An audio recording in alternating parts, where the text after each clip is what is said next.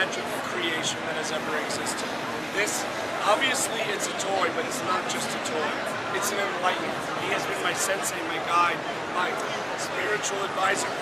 He has been my friend, my business partner. He has guided me through life, through changes of the seasons. He guided me through a divorce. Admitted it wasn't such a good thing, but my wife did remarry, which was good, and married a very nice guy, Russ. He's an accountant, and I gained an accountant. He lose a wife, he gained an accountant. And that was Mr. Tim's doing. He can help every person on the world. We're trying to save the world.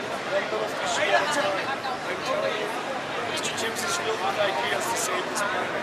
One of the ideas we have is we want this little fish, or ones like it, to reach Obama's little girls.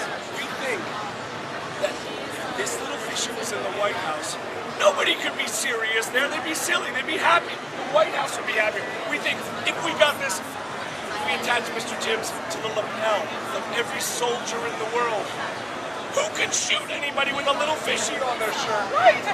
There'd be no war. We'd have famine. We'd have hunger. I'm telling you right now, this little fishy will save this planet. Throughout history, there has been a couple of great inventions. Fire, an amazing thing.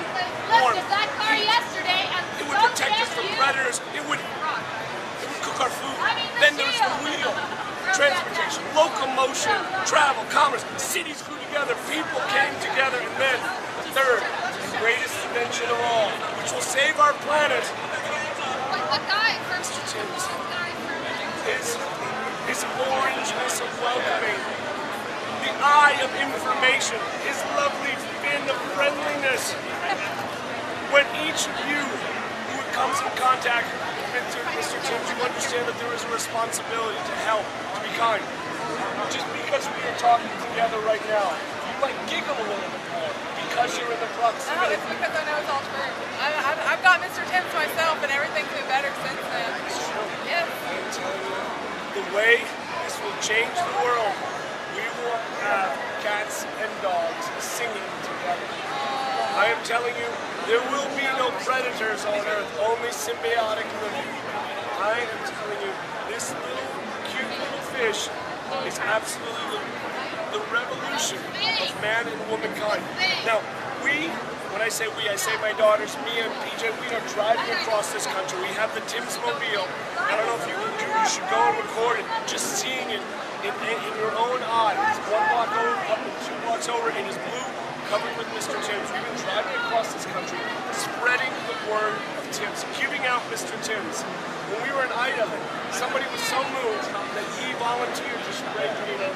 We have been offered things, gifts, out of kindness because of the effect that Mr. Tim's has on people's lives. I, as a young man, used to read comics, and I still do, and most people here at the comic convention do.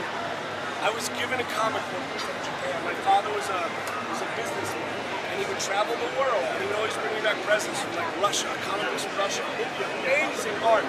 And then there was an advertisement for this little guy in the comic book. Now, I don't know if you're watching a cooking show. Yeah. It's something like this. When you're watching a cooking show and they're making a cake, and they make the first layer, and you're like, oh wow, that looks good. You're making the second layer, oh my god. And then putting the icing, like, I have to have it, but you can't. It's a two-dimensional image, it's television, you cannot eat it, right? The same way I felt with Mr. Tim's. You would see it in the advertisement. And I was like, what is it? It didn't speak Japanese. I didn't even know what it was. I then dedicated my early childhood asking people, who knows Japanese? Eventually, when I got to college, I ran into a foreign exchange student, greatest days of my life. She read me his name, Mr. Tim's. I remember it like it was yesterday. And from then on, I was like, oh my gosh, I have to have Mr. Tim's. I dropped out of college, and you kids that are watching, I do not recommend this. It was my destiny. It's not for everybody, but it was right for me. I went to Japan. I moved to Japan, and I luckily got a job teaching English to some lovely kids from a lovely family in Okinawa.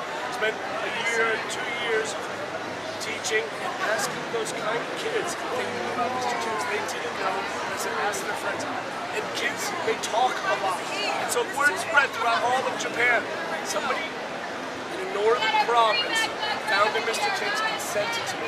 Great day. I opened up the package. It was a beat-up dirty Mr. Timms. Coming in contact with Mr. Timms for the first time, it was enlightening, it was revelatory. I swear, my life was then changed again. I realized I must have more. I needed to find more. Now, I searched. You can look on the internet, it's not there. I don't know who makes this toy. I've gone to toy manufacturers. I've searched the globe. I've contacted fast food because they make those cute little toys in fast food. Nobody knows who makes this. I then went, and once again, and those young viewers, you should not do this. I went to the toy black market. Now, that's where they sell the toys that are unsafe and not good for little kids. Well, they didn't know where it was, but there was a rumor that in a warehouse in Korea, there was 10,000 unopened, brand new Mr. Timms.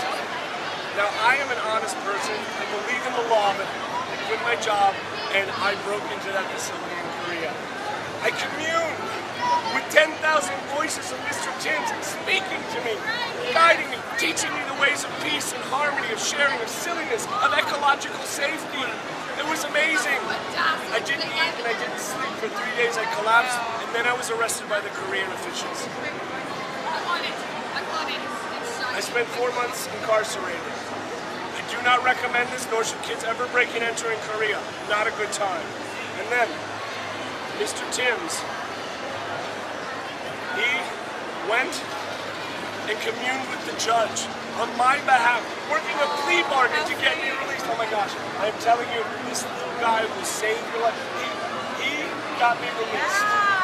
The judge said to me that I could leave. Well, he didn't say that I could leave. He basically kicked me out of the country. Told me never to return. Crazy American. Well, anyway, so it was that I could take the 10,000 Mr. Timms, which is what I wanted. I wanted to take them with me. It's unbelievable.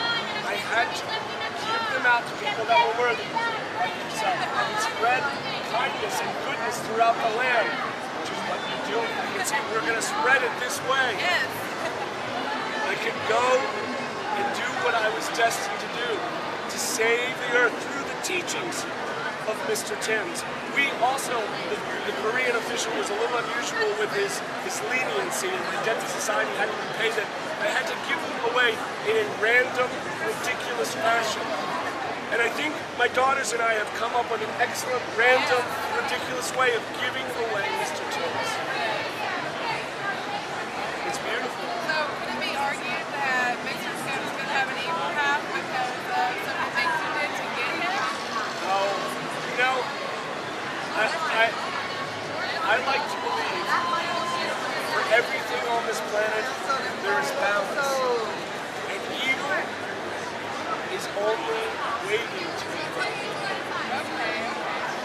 And one more question. Of course. Do you eat fish? Oh, I did. Mr. Timms is not a real fish. Just to let people know, he is made of plastic. I have seen the insides of the toys of Mr.